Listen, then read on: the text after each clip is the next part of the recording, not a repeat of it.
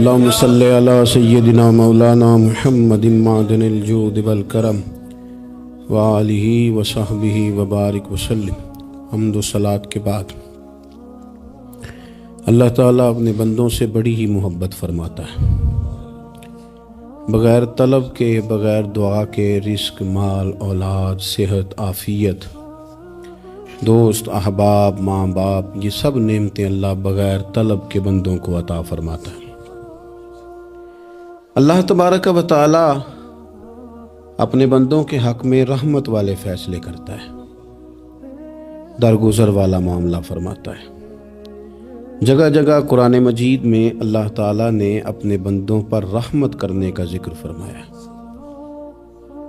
ان اللہ یغفر الذنوب جمیعا، فرمایا بے شک رب تمہارے سارے ہی گناہ معاف فرما دے گا، تم نا امید نہ ہونا، وہ معاف کر دے گا تمہیں۔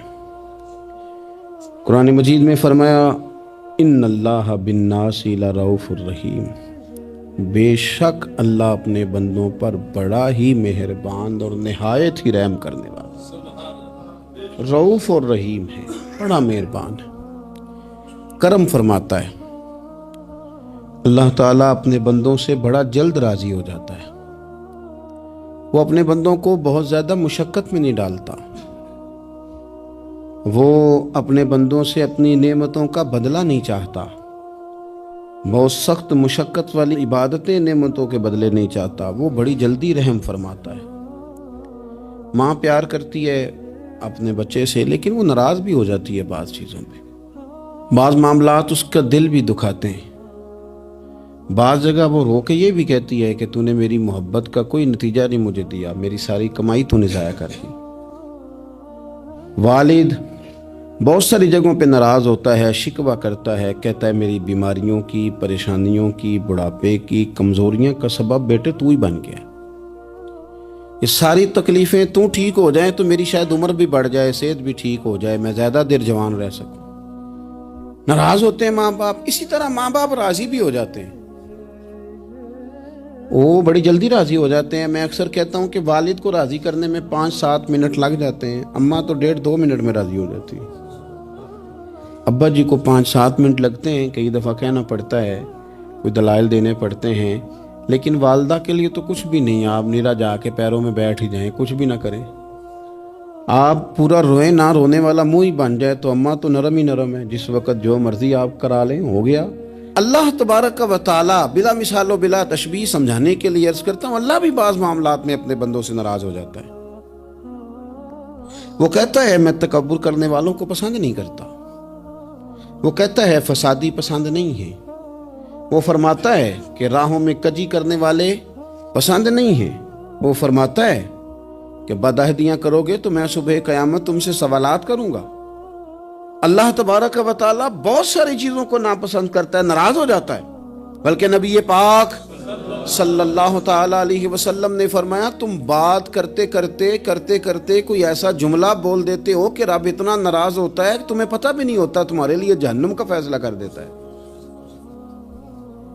اس لیے پہلے تولو پھر بولو، خود اپنے لفظوں کی تو تم پہرے داری کرو نا کہ میں کیا کہہ رہا ہوں۔ کوئی ایسا جملہ، کوئی ایسی بات وارث شاہ مان کری نہ وارثاں دا، کوئی ایسی بات نہ تمہاری زبان سے نکلے۔ اور حضور یہ بھی فرماتے ہیں کہ اس کا دوسرا پہلو بھی ہے، بعض اوقات تم بات کرتے ایسا جملہ کہتے ہو وہ اتنا راضی ہوتا ہے کہ تمہارے لیے جنت کا فیصلہ فرما دیتا ہے۔ مسلمان کو اب یہ حکم ہے، اس ساری گفتگو کا نتیجہ یہ ہے کہ وہ اپنے جذبات پر، خیالات پر، نگاہوں پر، زبان پر، کانوں پر تھوڑی توجہ دے، بے لگام نہ بنے، بے ترتیب نہ بنے، جو طبیعت میں آئے کر نہ گزرے، تھوڑا سا نہ سوچے سمجھے اور تھوڑا سنبھل کے چلے، کبھی ان کاموں کی طرف نہ جائے جن سے رب ناراض ہو جاتا ہے، ان کاموں کی طرف بڑھے جن سے اللہ راضی ہوتا ہے۔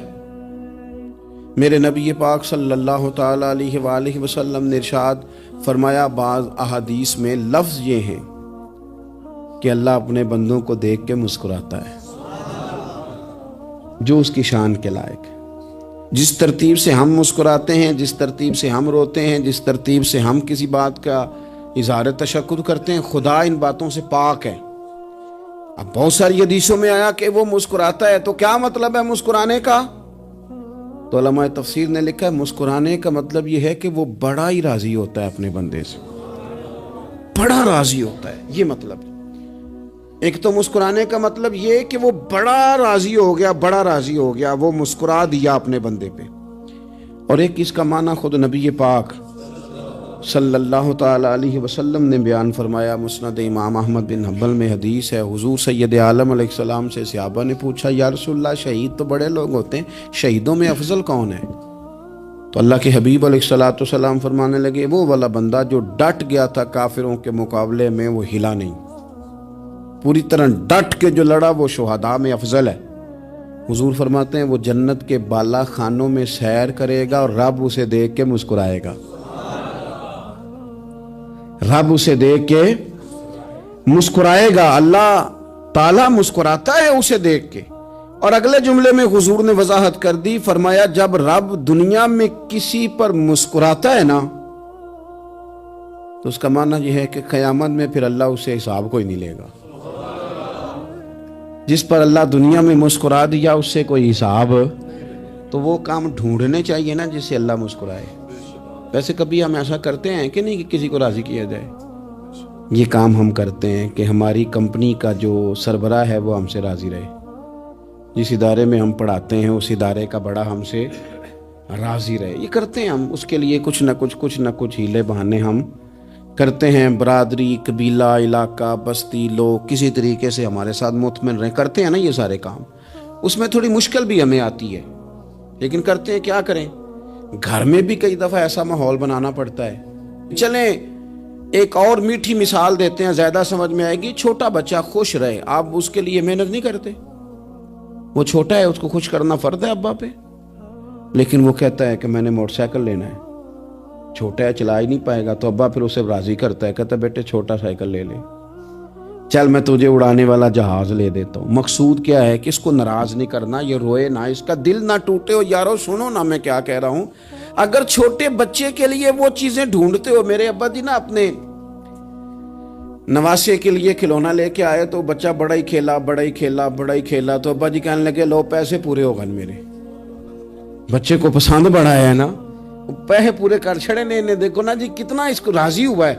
تو انسان کیا کرتا ہے کہ کوشش کرتا ہے، چھوٹا بچہ بھی ناراض نہ ہو تو وہ چیزیں وہ ڈھونڈتا ہے کہ اس کو کیا پسند ہے، چاکلیٹ لے جاؤں، فلاں چیز لے جاؤں، آئس کریم لے جاؤں۔ تو ایک بچے کے لیے، گھر کے لیے، سربراہ کے لیے اتنی محنت کرتے ہو، تو وہ کام بھی ہمیں ڈھونڈ کے تلاش کرنے چاہیے نا جس سے رب راضی ہوتا ہے، اللہ راضی ہوتا ہے۔ بتاؤں وہ کون کون سے کام ہیں؟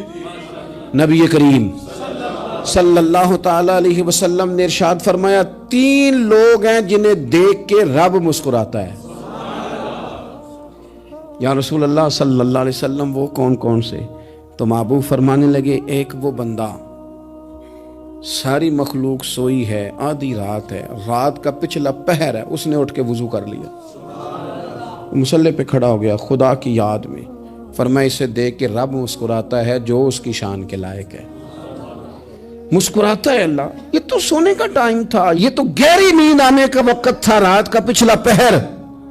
رات پوے تے بے درداں نو نیند پیاری آوے، تے درد منداں نو یاد سجن دی ستیاں وی آن جگاوے۔ اور ساون کی کالی راتوں میں جب بوندا باندی ہوتی ہے، وہ راتوں کو اٹھ اٹھ روتے ہیں جب خلقت ساری سوتی ہے، اللہ مسکراتا ہے۔ اور سننا میرے بھائی، میرے نبی پاک صلی اللہ تعالی علیہ وسلم فرماتے ہیں جب مسلمان نماز کے لیے صفیں بناتے ہیں نا، ترتیب لگ رہی ہوتی ہے، اب اللہ کی بارگاہ میں کھڑے ہوں گے، قیام کریں گے، رکوع کریں گے، سجود کریں گے، فرمایا جب مومن صفیں بناتے ہیں تو رب دیکھ کے مسکراتا ہے،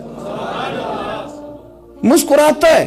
کمال ہو گئے عروج بندگی کا، جب بندے کو دیکھ کے رب مسکرائے، خدا بندے سے خود پوچھے بتا تیری رضا کیا ہے، مسکراتا ہے۔ اور میرے نبی پاک علیہ السلام فرماتے ہیں جب مجاہد جہاد کے لیے صفیں سیدھی کرتے ہیں، آج تو یہ رب کے نام پہ مرنے ہی آ گئے، یہ صفوں میں کھڑے ہوں گے، ترتیب سے لڑیں گے، ترتیب سے گلا کاٹیں گے کافروں کا یا شہادت لیں گے، فرمایا جب جہاد کے لوگ صفیں بناتے ہیں تو رب انہیں دیکھ کے مسکراتا ہے۔